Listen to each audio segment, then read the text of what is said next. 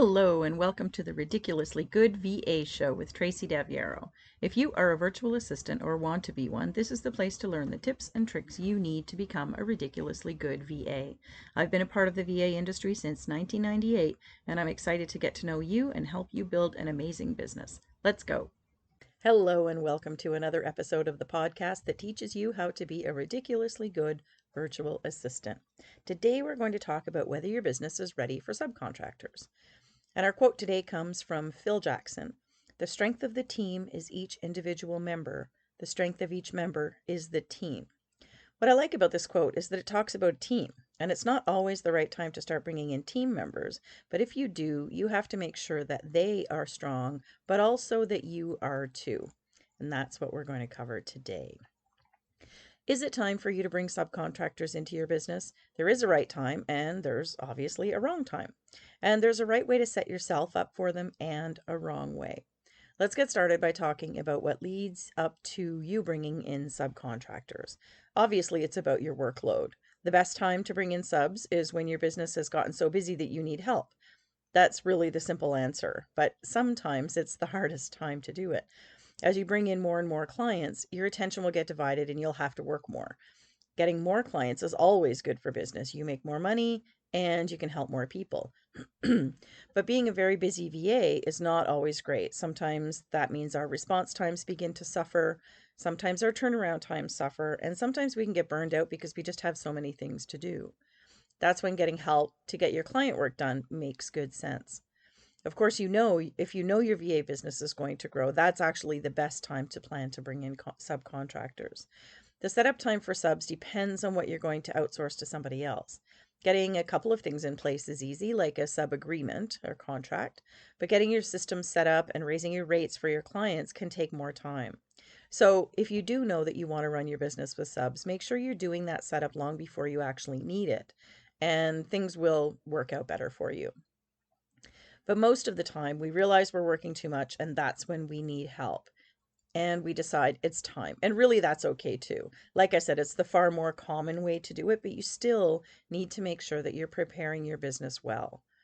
So, just quickly, when is the wrong time to bring in subs? Well, there are a few. If you are not booked out yet, it's not the right time. If you haven't set rates that allow you to pay out to subs, it's not the right time. And if you don't know how to do the things that your subs do, it's not the right time.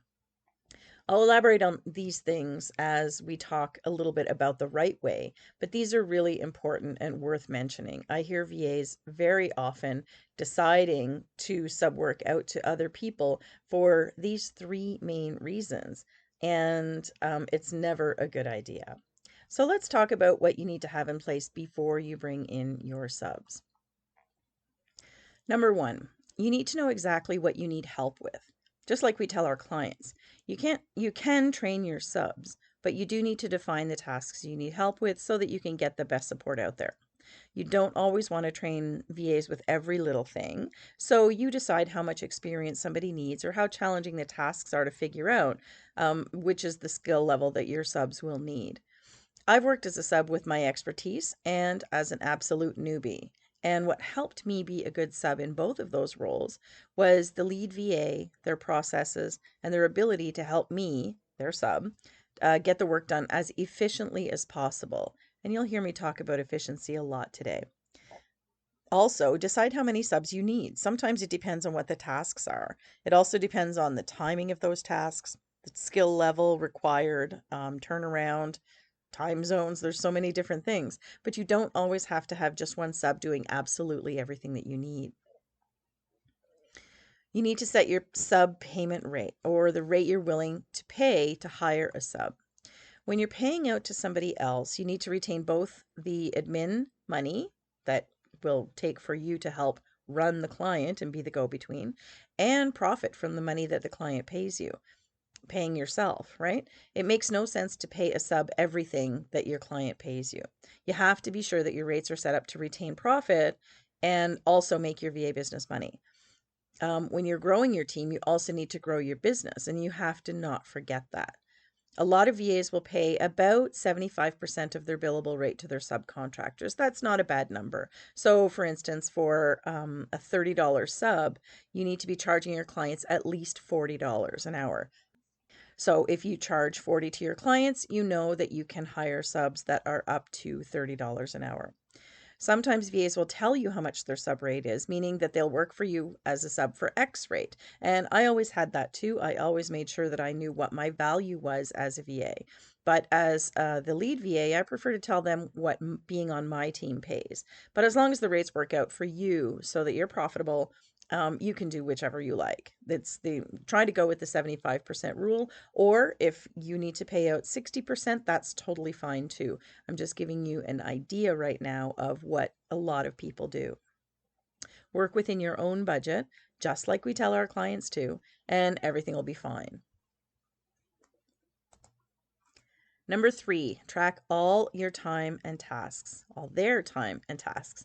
Project management excellence is essential when you're working with subs. You absolutely need to make sure that you know what they are doing and how much time it's taking them to do. This is just such a big area with subs.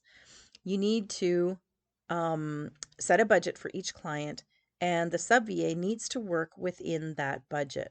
One of the big mistakes I see lead VAs making is just letting the VA work as many hours as they need to get the work done.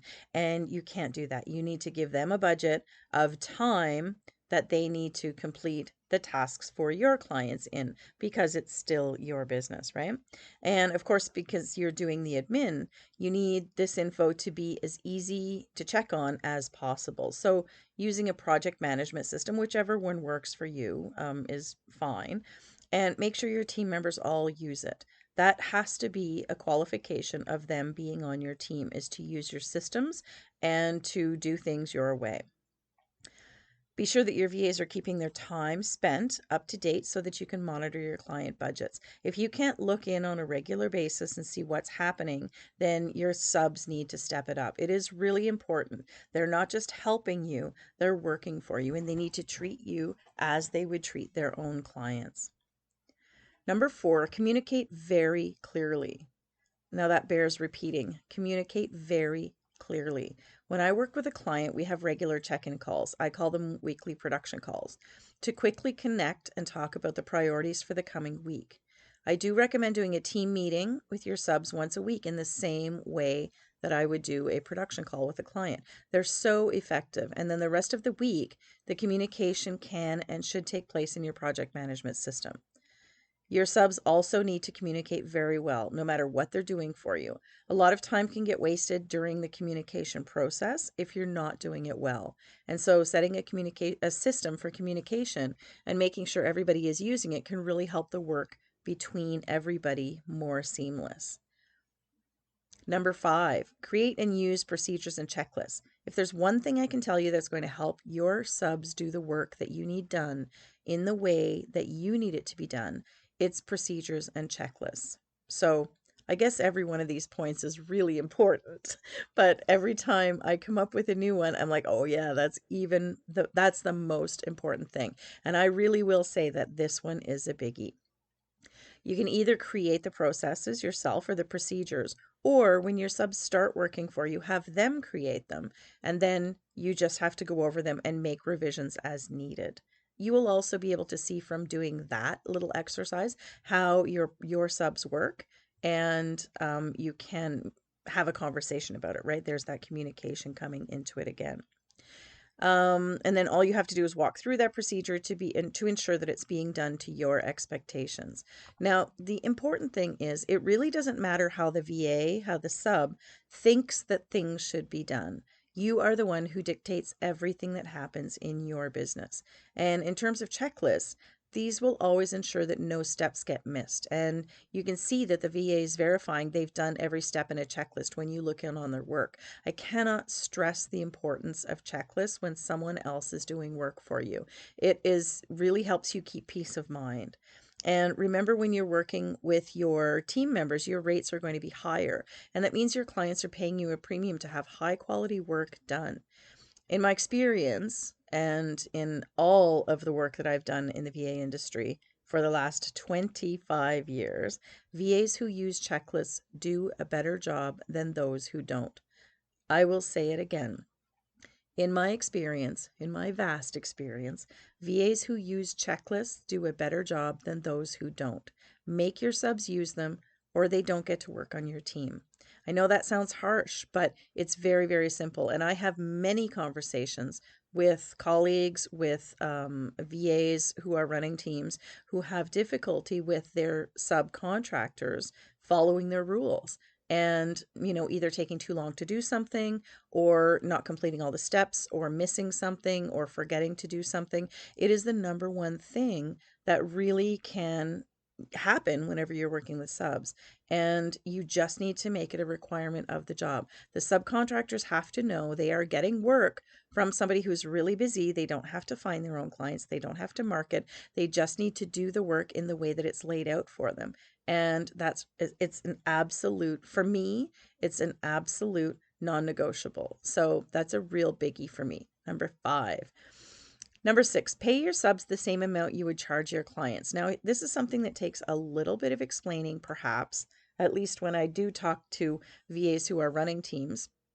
I have to explain it in a little bit more detail than sometimes I do. So I'll do my best here to make sure that I'm giving you exactly the information that you need. So pay your subs the same amount you would charge your clients. This is something that VAs don't do. When you're working with your clients, you have some idea how long a task should take. You need to tell your VAs how long every task should take, and they need to work within that billable time. So when I say pay your subs the same amount, I'm talking in hours, in time, okay? So for example, if you were doing the work for a client newsletter and it was taking you 2 hours every time, then the sub needs to do the work in 2 hours as well. Okay. Now, there's a misconception that, say your rate is $50 per hour and it's taking you 2 hours, then the client is paying $100 for that 2 hours for their newsletter, right? That is not the budget for the sub to complete the work. They don't get to do it in 3 or 4 hours because you're paying them less. Say if you're paying your sub $25 an hour, they don't get to use up that $100. They have to do the work in the same time that it took you. So if you're billing the client 2 hours of your time, then you're paying the sub 2 hours of their time. Okay. And that remaining $50 or whatever it is remains as your profit and as your admin in your business. That's really, really important. If that doesn't make sense, make sure that you reach out to me so that I can help you with that, because this is a really tricky area. And so however if you're paying your clients by, by a number of hours or by a task price, then you want to make sure that you're paying out your sub in the same way that happens. Okay. You can't let your VAs chip away at the time because that eats into your profit. And so even though you're paying them less than you charge the client, you can't let somebody take 3 hours or longer to do the same work you would do in 2. You have to tell them how long they have to complete a task. You give them written procedures. And if they can't do the work in the time allotted, assess, first of all, maybe, are you just really fast? Are they really slow? And then match up their time with your billable time to the client. I once had a sub who spent 6 hours on a research project that I was only charging the client 2 hours for because I didn't communicate clearly enough how long the time budget was. And you can't have that happen. It meant that I paid the VA, I paid the sub more than I was getting from the client. And in my estimation, the work wasn't done, to my expectations or to my standards. So if I know the estimate is 2 hours, I have to tell the sub it needs to get done in 2 hours. And again, if the sub has difficulty getting the work done in that time, assess why. This is how your communication comes in. It's so important to say, is it me? Like, am I just too quick? Or are you too slow? I've had VAs in both circumstances where had people work really, really quickly, and I've had VAs work really slowly. And the other thing too, just as a side note, is sometimes what VAs do is they take a long time to do something, but they only bill you a certain amount. And if you're the sub in that situation, you need to just use procedures and checklists and get more efficient at what you do, because nobody wants you to not charge for all of your time, but we want to make sure that we're working efficiently, right? Number 7, know how to do what your subs do. There are a lot of VAs out there who think they can get people in to do tasks they don't know how to do. These, to me, are not subcontractors. These would be associates. And unless you have a lot of experience as a VA already, I really don't recommend starting this way. This is one of the biggest mistakes I see VAs make when they're bringing other people in, is they'll say, I would like somebody to do websites for my clients. And so I want to be, so they charge the client as a website VA, but they're not doing the work. They're paying out the money to somebody else. And that's really challenging because it's not your area of expertise. In my opinion, you shouldn't be selling it, right? You need to make sure that you are able to take over for your people and that you're able to speak to the client on the level that they deserve. We always need to remember the clients are paying a premium, or they should be, whenever they're working with you and a team. So you need to make sure that you're using your subs to do your work, basically to take over things that you would do for your clients, so that you can keep an eye on their work, obviously, right? You never second guess them, because you know how long things take you to do. You've drawn up your procedures, you know how to do it all. But when you and so that you can keep an eye on their work and deliver the same quality to your clients. Later, you can think about being an agency when you're all set up. But when you're building a team and you're the one who is responsible to your client, you really do need to be able to cover for everybody on the team. And if you don't know how to do something, or if your sub flakes out somehow, your clients are going to lose confidence in your ability, and you'll probably lose that client. So your business is always the most important part of the people you have doing the work for you. Prioritize that, and you're going to build an amazing team. Now, as I say, it's totally fine to decide, at some point, if you want to have somebody do graphics for you or write some social media for you. Those are different kinds of tasks, but you want to be able to make sure that whatever they're doing, you can step in and do, and you are the authority in all of your business. It's just a better way to do things. And truly, if you're bringing in subs because your business is so busy, you're busy with the things that you know how to do. Number 8, use a contract and even an application process if possible. You need to let your subs know that the work that they do is really important, and a contract helps them understand that it is just like working with a client. They're not just helping you out or doing things that you don't consider that important, or, the boring tasks, the things that you don't like to do. Being brought in to produce their best work for you. And you are their client, essentially. And their work needs to be top notch. And so does yours. You need to, come at it from that angle.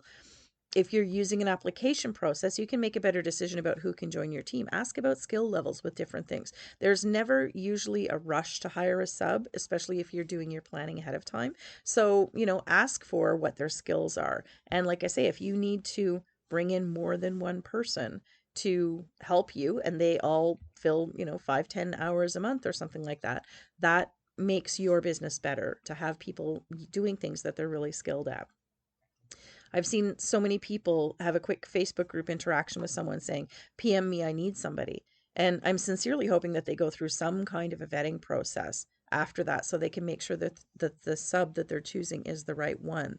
For me, I always looked for long-term subs, just like I looked for long-term clients. And I think that when you don't have to do the application process. You can certainly have a brief conversation with somebody, but most definitely you need a contract in place and let them know how things work. You want them to know that it's a serious relationship. And like I say, they're not just helping you with something because you're busy, and they're not there to learn from you. You can do all of that. You can develop a beautiful relationship with your subs, but it's not a favor, okay? It's work, it's a contract, and the work that they're doing is for your clients, who are very, very essential to your business. So I think that's enough we'll cover for today. They are all pretty simple things, but they're really very often not taken into consideration by VAs who want to work with subs. And so on this podcast, we talk about being a ridiculously good VA, and it's really important to get things like this going well or set up well whenever you are building your business in order to become ridiculously good. Properly planned and managed, working with subcontractors is a really excellent way to scale your business growth. By planning your communication, your project management, and making sure your rates are maintaining your profit level, you can build a much bigger business than just you. And that means helping more people too, which we all love to do.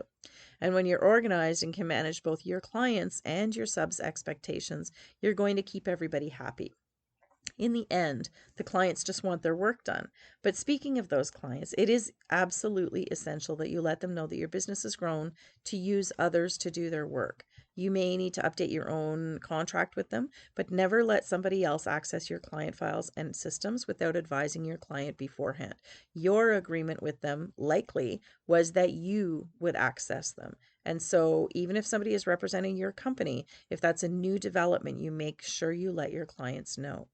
And also know that your business insurance will not cover your subs, so they need to have their own insurance for their business that covers them. I'm going to leave it there for today.